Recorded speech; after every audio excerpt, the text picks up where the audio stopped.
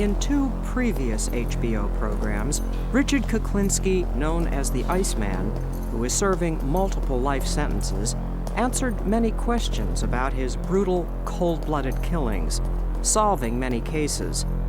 But the unanswered question remains: why?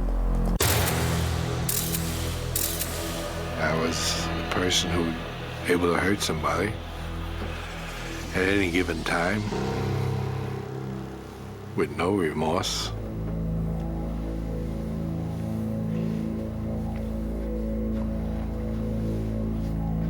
And who could do it over and over again without it bothering them. Did you think of yourself as an assassin? Assassin? Sounds so exotic. I was just a murderer.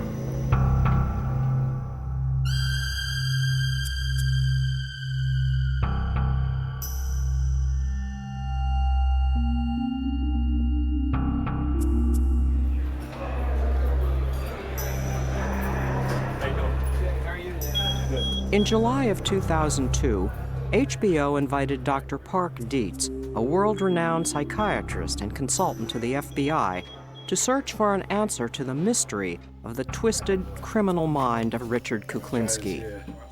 With the Iceman's cooperation, Dr. Dietz spent 13 hours over 4 days talking with him to try to understand this human killing machine.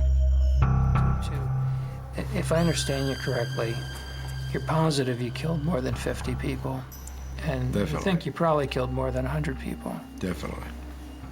You're sure of that one, Definitely. but not sure it's more than 200. I wouldn't say definitely to that. Maybe yes, maybe no. I would say less than 200 people. Well, you tell me. It's not less than 200 people. You killed more than 200 people. Sure. Yep. I killed, basically, 100 people when I was a young man, before I even knew anybody. Too much. One part of my life, I killed people for nothing. Just for somebody to look at me wrong, I would kill them. Stab them, shoot them. You tended to shoot people up close and personal. Definitely. I wanted to tell them just before they left. I wanted to say goodbye.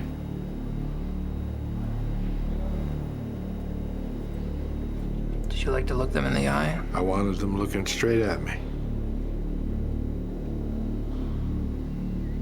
This was a long way away, the distance we are now. We were closer. What did you want them to think as they died? Just see my pretty face. I take it to them. What the last thing they ever saw was me. And if they carry that glimpse to eternity, infinity, or whatever it is, they're gonna be thinking of me all that time. I'd be looking in their eyes. I would see the blankness come over it. I'd watch them die. I just didn't shoot them and walk away. I saw the surprise, the shock, the blank. Psst. They're gone. And all I saw was my reflection. But that's it. Did you have a favorite place you'd like to shoot? A favorite? Yeah. Well, most of the time, if you're up close, you shoot them under the chin. You would shoot him. Shot a guy one time in his Adam's apple. See how long it would take him to die. How long did it take? A few minutes. He drowned, actually. He didn't. Drowned in his blood? Mm-hmm. I was with somebody else. We had a $50 bet. I lost. You thought he'd go faster, huh? Yes. Do you know what an adrenaline rush feels like? Oh, yeah. What will give you one? Sex. It's the only one. I don't really get anything from hitting anybody, hurting anybody, shooting anybody. Does nothing for me. The only thing that gives me pleasure is sex. Well, that's a different kind of pleasure than what an adrenaline rush It's the only pleasure I get. Yeah. If I were to beat somebody up, it would do nothing for me. If I knocked them down and stepped over them, that's why you see it doesn't bother me. I don't care to hurt anybody. It does nothing for me. Killing someone else. But you could never get a feeling out of it. I never got one, though. It was disappointing. That's when I figured I must be crazy. Because I figured someone should have some kind of a feeling. Something. The Iceman sessions with Dr. Dietz reveal that even at the age of 10, Richard KUKLINSKI was already showing signs of pathological behavior. How were you with animals at that age? Deadly. Cats, dogs? Cats, dogs. I used to tie two cats' tails together. I throw them over a clothesline and watch them rip each other apart. How long does it take? Not long. Do they both die? I don't know. I never stood around to see the final thing. I would say eventually they both died because they were both pretty well tore up. Gotta be noisy. It was quite noisy. What else would you do with cats? Well, we had the incinerator in the projects there. So I threw a cat in the incinerator. Then I threw a book of matches in there. And through the door, I watched the fire get bigger and bigger, and this cat was running around, trying to get away. Eventually, the fire got too big for him, and he didn't run anymore.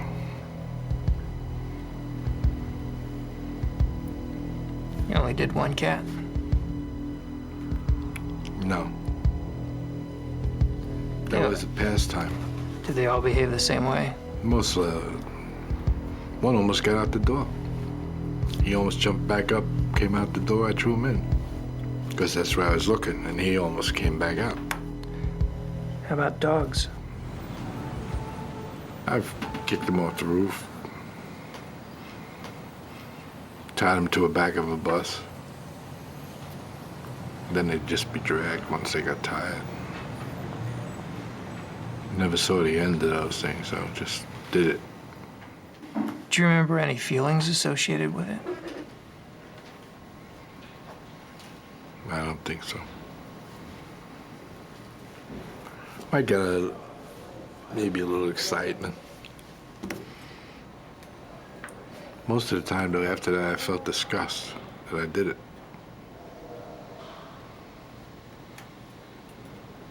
Because I didn't really do anything that took any kind of a challenge. I just did it on some kind of helpless nothing. They couldn't stand up to me anyway. And you'd be alone when you did this? Yes. Did you say you were bored? Mm-hmm. Is that mostly what it was about, fighting the boredom? Probably. When you had nothing to do, so look for break the monotony. Richard's father, Stanley, was the adult who had the most impact on his childhood. It was from him that KUKLINSKI learned how effective violence could be. What's the worst beating you ever took from your old man? I don't think there's much difference in any of them. They were all pretty bad. He left his mark on me, pretty much. And he did most of that before you were, what, 11? Yes, I was young. And was that worse when he was drinking? With Stanley, it didn't really matter whether he was drinking or he wasn't drinking. He was a nasty son of a bitch, and he always will be till the day he died. And even when he died, he was a nasty son of a gun. Did you go to his funeral? No, I didn't. Was there one? Yes. I didn't like him in life. Why would I want to go see him in death? I was glad he was dead. How about your mom? How was she? Over the years, I got to dislike my mother a great deal. But now that I have more time to think about it, she was just a victim of her own life. As a kid, how did you see her? Hateful. Disliked her a great deal. She didn't believe in sparing a rod either. I mean, she used to hit me with a broomstick if I did something wrong. Where would she hit you? Whoever it hit.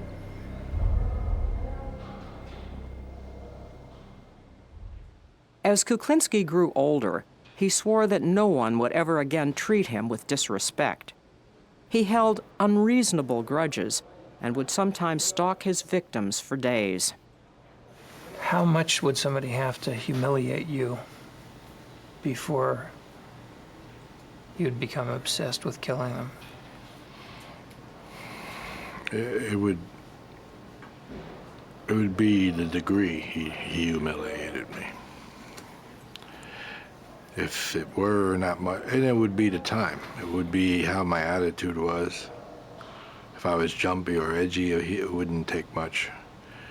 If I was passive, then he might get away with it. But no one really knew. I took a guy down one time, just following him around. He was with a few people. Now, as they went to the bar, this person decided he couldn't wait to get inside to urinate. He never did. Everybody else went in. He stayed outside to urinate. He urinated. He went comfortably anyway. He had an empty bladder. But I actually strangled him. From behind, I assume. Definitely. I actually did it in a way that's maybe this is original, and maybe not, I don't know. But I put the rope around his neck, twisted it, and threw him over my shoulder, and held him there. So actually, I was the tree hanging him. Yeah. And he eventually just stopped kicking. And I let it loose at one end. He slid down to the ground. I put him over by the garbage and left. Had you brought a length of rope with you? No, actually, this guy, these people had around and back at a bar. They must have lived upstairs. There was an apartment upstairs, and they had one of these things where they had rope across this thing, and they had a couple of these lines going across this way. And that's what I took. Talking about clothesline? Yeah. Now, what had this guy done to you? I didn't like him. He just made me mad, some reason or other. For me to track him and wait for him, I was mad at him for something. Do you remember what his body did while you were hanging him? Yeah, I was twitching and kicking. How long did it take? I don't really know. Didn't look at my watch, so I really couldn't say. You know, I kept him a while. Even after he stopped, I kept him a while just to make sure.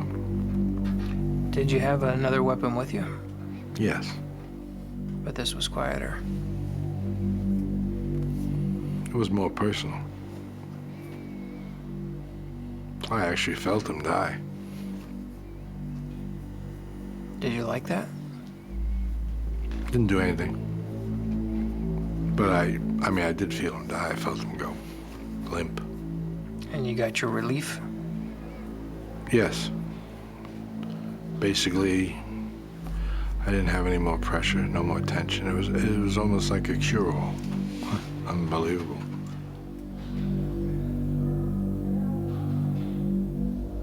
Kuklinski's early years were plagued with a hair-trigger temper.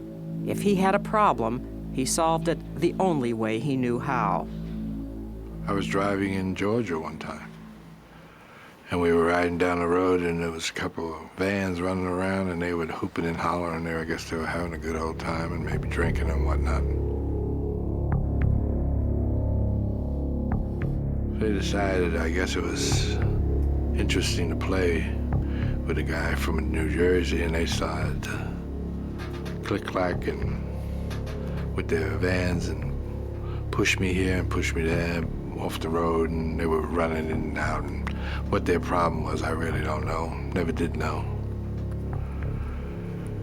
But it came to a point where I got extremely mad about that, and but it was silly of me because I was away from home. I had no backing, I had no problem. I only had one weapon, which was in the trunk, which was a .357 with a hair trigger. So I stopped the car and got out, opened the trunk. I had the release went in the trunk and took the .357 and just stood there. Now, apparently their eyesight mustn't be too good, because I don't think I'd walk up on a guy with a .357 standing by his side. But these fellas did.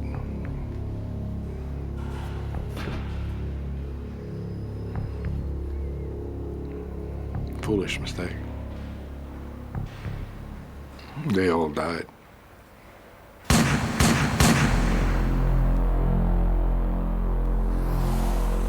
And I didn't even know them. How many? There was a few of them. I reloaded. Killed every last one of them. Yeah. And that wasn't even one I wanted to do.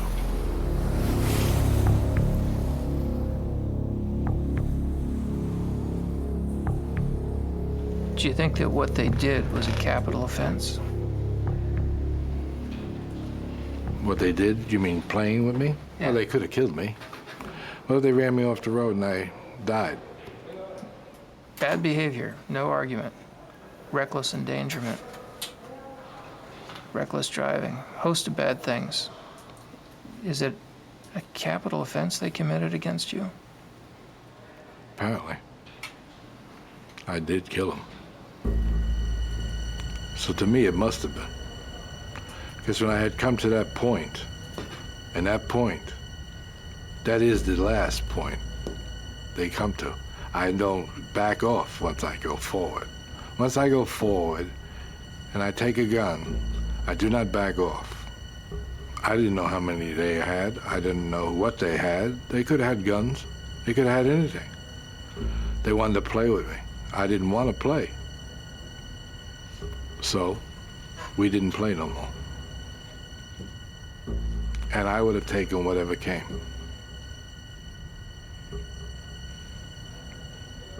You almost made me mad. I know. What made you mad about that? I don't know, but you almost did. Can you figure out what it is? No. Try to look at it. Look at what made you mad there. I don't know. I think it must have been something you said. Yeah. Obviously, but I don't know what it was. Could it be that I was challenging you and it sounded judgmental? Could be.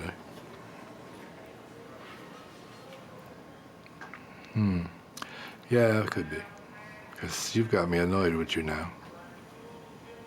Yeah. That's the truth. How mad are you? Not bad. Pretty. I feel a little flushed. So that means that I've reached a point in my life that I'm a little annoyed. What would you like to do? Doesn't matter. I don't think it's gone to the point that I'm actually gonna do anything stupid. just curious to myself why it happened. I don't know why it happened. I'm actually almost glad it did happen because you had a chance to see something, but I don't know why it happened. Did you feel I was criticizing you? Yes, Is that what did it? I think so. I 'Cause think that's the part that did it. who used to criticize you the most? Of course, my father. Yeah. In his 20s, Kuklinski's proficiency at remorseless killing caught the attention of the mafia, and he graduated from the impulse murders of his youth to his new career as a contract killer. He tells Dr. Dietz about his first murder for hire. He gave me a picture of him and a description of what he does and what he generally does and where he goes, places he goes. And so I went to the area where they said he might be, and I saw somebody who looked like him, similar to him. He had a knack for smoking, and they told me he smoked big cigars, Churchill cigars or something. So I pulled up alongside of him. At the time, I was riding a motorcycle. And I just said, Cuban? Are they Cuban? Looks like a good cigar. And he wasn't a happy camper, because he said, fuck you. And when he said, fuck you, he looked my way, and I got a clear shot of his face.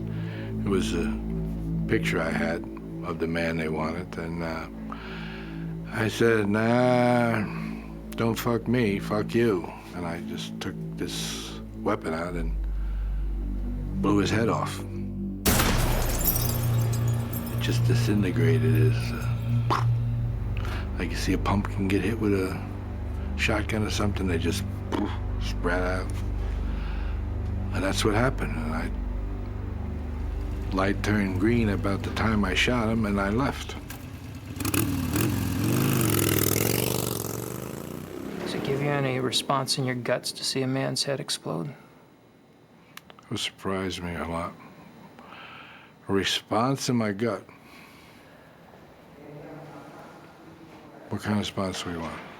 I don't know. I don't have any response. Most people, when they see horrible things, if they see somebody badly injured, certainly see something that awful, have a visceral reaction. They feel nauseated. They may want to vomit. It makes them very uncomfortable all over real fast. Did you get anything? No, it's a good thing I didn't have to vomit, because then I would have had real problems on that motorcycle. But I didn't have that problem.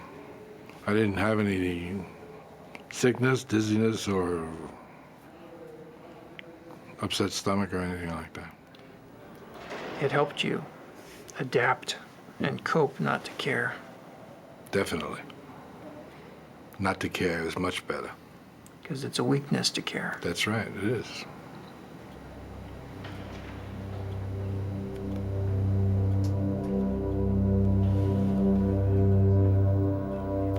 Then you have baggage. When you care, you can't just move. You have to worry. And you got something to lose. That's right. By the late 60s, the Iceman had become one of the mob's most efficient contract killers. His most brutal murders took place at the Gemini Lounge in Brooklyn, a favorite hangout for the mafia. Dismembering bodies, did that turn your stomach?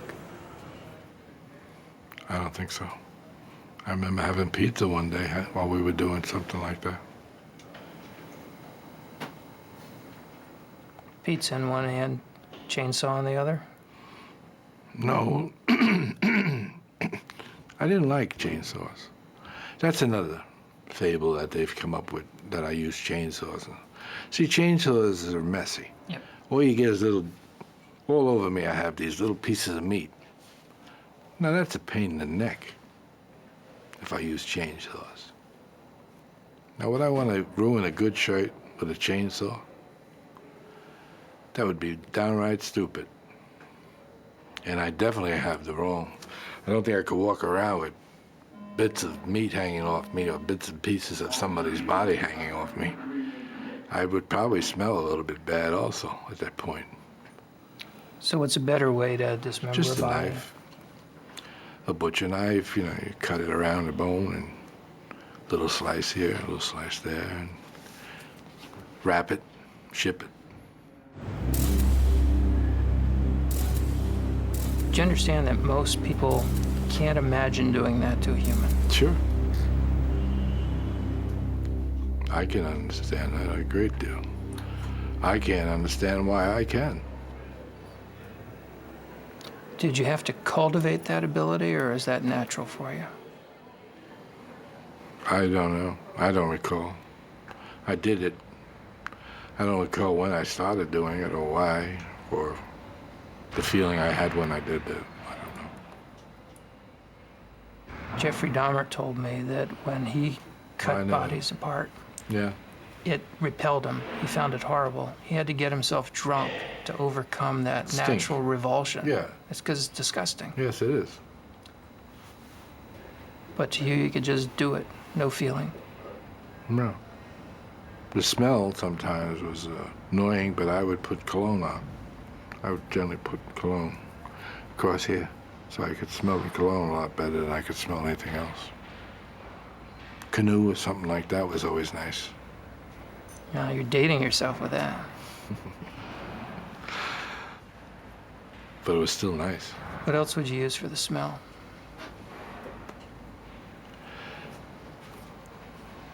Spray, any deodorizers, spray, put it in the air, try to kill the smell. But the deodorizers actually were worse than the smell because when they mingled, somehow or other, they gave off a more distasteful smell. So what I would take is the bottle of Canoe and just throw it all over the walls and the floor and everything. And I'd have a $25 nice smell in the room. It was an expensive deodorant, but it worked. Guns, knives, strangulation, even cyanide were all part of Richard Kuklinski's repertoire of murder. He even froze some of his victims' bodies to confuse their time of death, earning him the name of Iceman.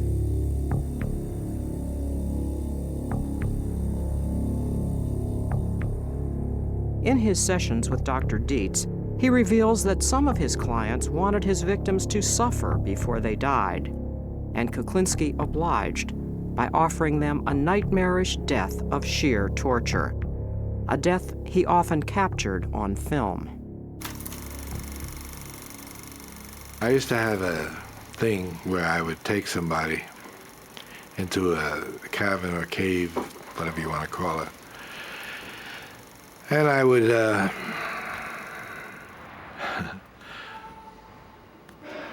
tie them up or tape them, their hands and their feet together, and then I would leave them there, and I'd leave a camera on, and rats used to eat them.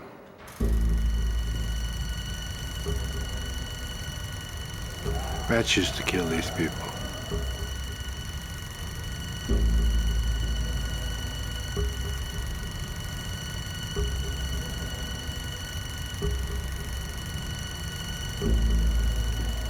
It was a very painful death for these people because rats would eventually smell them or come near them and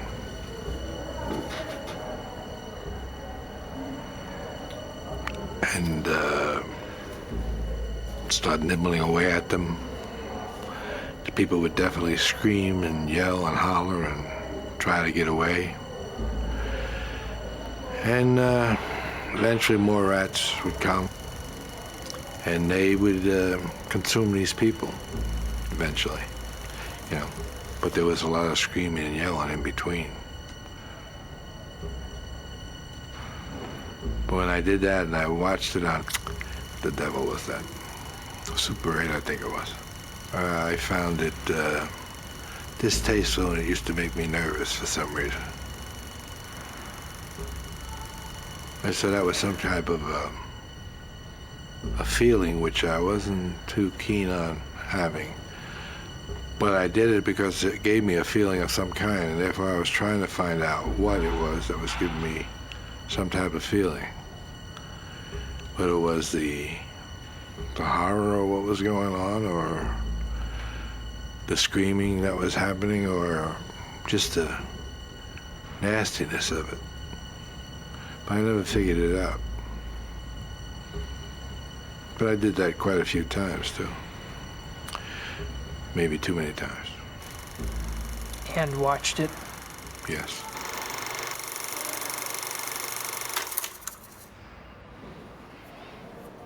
I beat a guy to death one time. I had blood in my shoes. His blood in my shoes. It just goes on that way. Had to throw all my clothes away. There I was driving a big Lincoln Town car with butt naked. Had a sheet wrapped around me.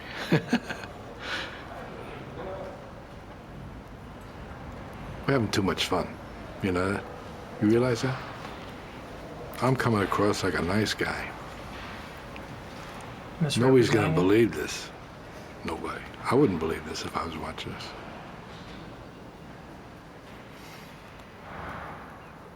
Because I'm the furthest thing from a nice guy. I am what you call a person's nightmare.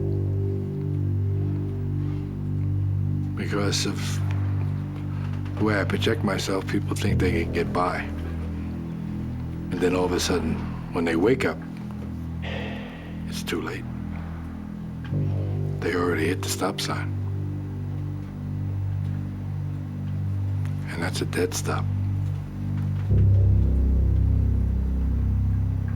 But there have been people you've been good to, aren't there? Not many. There have been people. I don't know what you consider good. Your interpretation of good might be different than mine. I don't know. What do you mean good? Well, how do you think you were with your kids? Oh, the kids.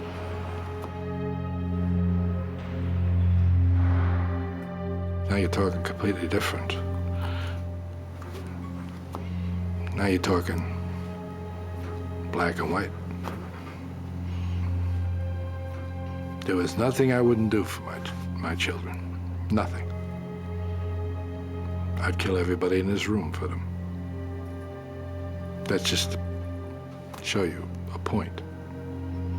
Not that I would or want to, I'm just saying I would. If it meant I had to for them, I would do it without even thinking twice. It might upset me, it might hurt me, but I would do it. Does that answer your question? To a point, but then you're not sure. All right. Who else were you good with? Good with? There aren't many people I was good with. It was only my family. I was good to my family. And even those people I hurt. How? Just by being there. I was a nasty son of a gun. I am a nasty son of a gun. What would happen at home? You name it. Violence, I think they call it domestic violence. Yes, I've called it all. There's nothing I haven't done and nothing she hasn't put up with. I'm not proud of it. It's the way it is. I could say I'm sorry, what good would it do? I couldn't have been too sorry, I did it again. But yet I was sorry. I couldn't control it. It's one of those things. Couldn't control it. I found something I couldn't control. Almost a hate-love relationship. So I really loved the girl. But when I got mad, I forgot all that. And wound up hurting the person I loved. So where did I really love her? I still hurt her. I got to trust her more than I trusted anybody in my whole life. She's the only person I ever really trusted. He reveals to Dr. Dietz how far he would go to prove his faith in his wife, even in the midst of a violent quarrel. I believe I tempted her to do it. I gave her a knife and told her, here's a chance you'll never get again, or something like that. And I turned around. Now she had a chance. She didn't do anything. She dropped it on the floor and walked away. And I left the house. There was a stabbing between your parents, wasn't there? Yes, there was. What room was that in? I don't remember. What I happened? don't remember. I don't know. Stanley stabbed Anna. Why, I don't recall. I don't remember what it was all about, but I remember it did happen, yeah. Stabbed her in the back. Yeah. And here you are inviting Barbara to do that to you. Stupid, wasn't it? Yeah, but I did. Yeah, it's true. Were you testing her? You're trying to, I don't know, it might have been. I mean, it would have been a powerful thing if I was wrong. Yeah. I definitely would have got the point. Told you had a sense of humor. I know you did. That's why I threw that in there. But it's not a joking matter. It's a very serious thing. Domestic violence is very serious. I believe that's probably why my daughter dislikes me a great deal. Probably because she lived through a lot. You know, she lived through it all. Heard it, saw it. Saw it. Everything. It's frightening to children. Psychologically, I just probably hurt them in some way. Because they have that in their mind. As I have things in my mind. Why did you decide to talk to me? Well, basically, I think I tried it. I decided to talk to you would be so I could find out more about myself, since I don't know the answers, and you are a person who is highly qualified to give me answers, possibly, of what's going on. I figured this would be a good time to talk to somebody like you, or you know. Well, why don't we turn the tables here and you interview me? I'll answer your questions. Interesting. I can live with that.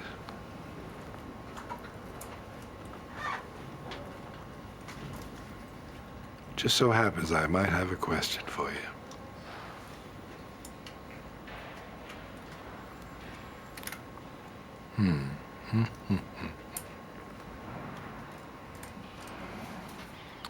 What do you think about me?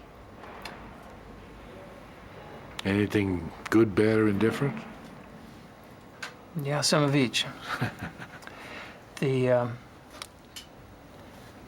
issues about your behavior, I think there are really a couple things to say.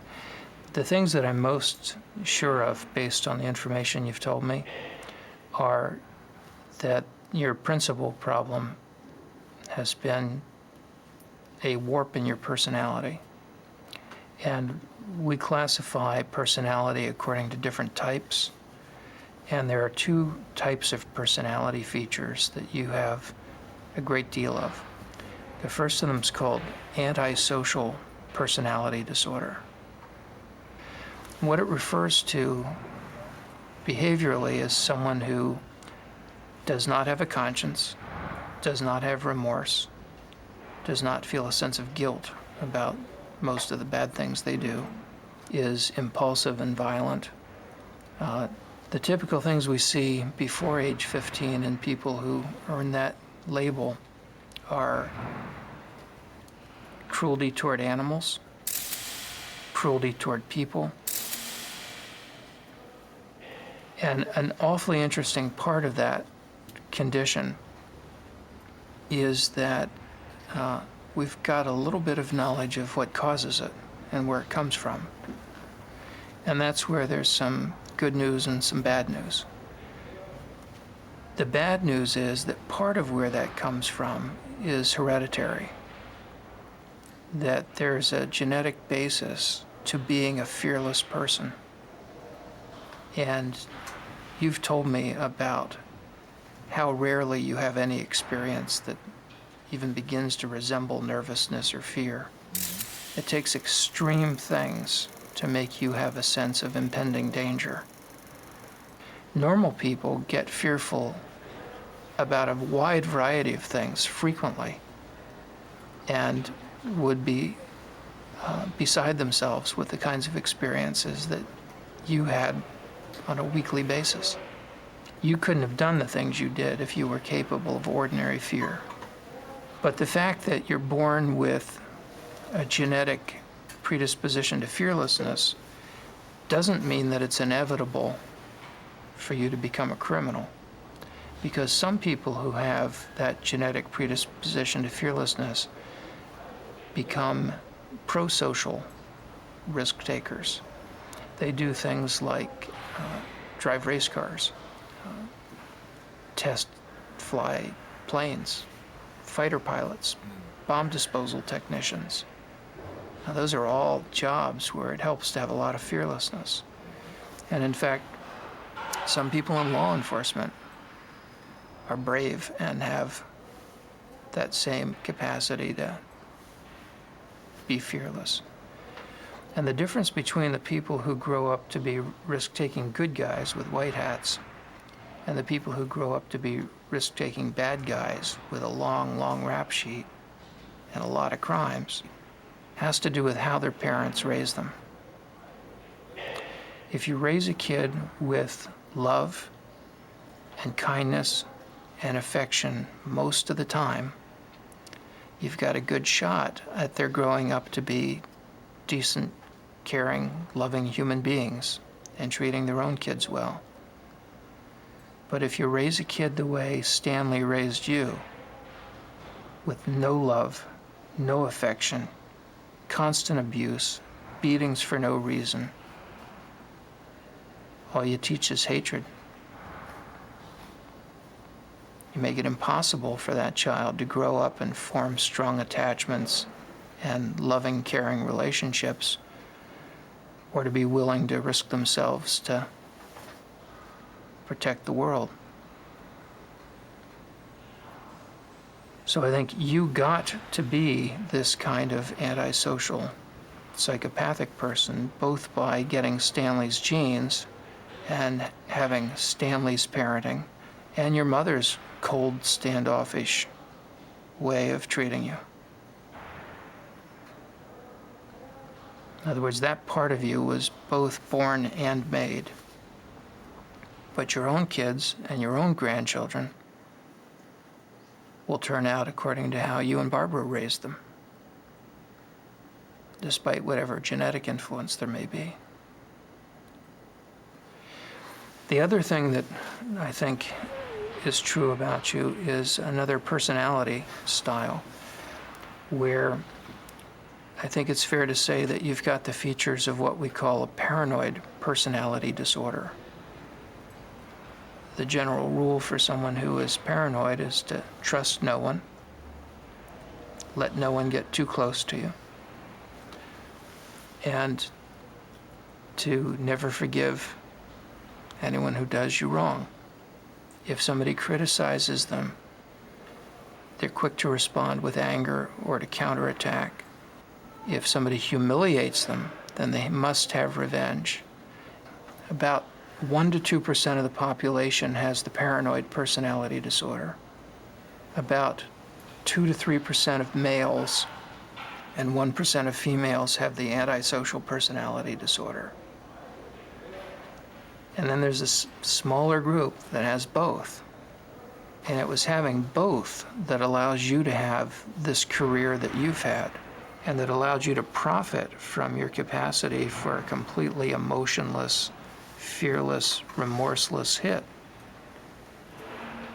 By being free of any conscience, and also free of friends and of people who could bring you down, you were able to have a very long run as a successful contract killer, which is quite unusual. And you wouldn't have been able to do that had you not had both of those personality flaws in your line of work that turned out to be major advantages, kind of preconditions for a successful career. I appreciate you taking the time and explaining this to me. I am probably the loneliest person in the world because I have nothing I care for, and I can't make any friends to have any kind of a relationship, so I've lost everything. I've lost everything I ever cared for, everything I ever wanted. It's down the toilet.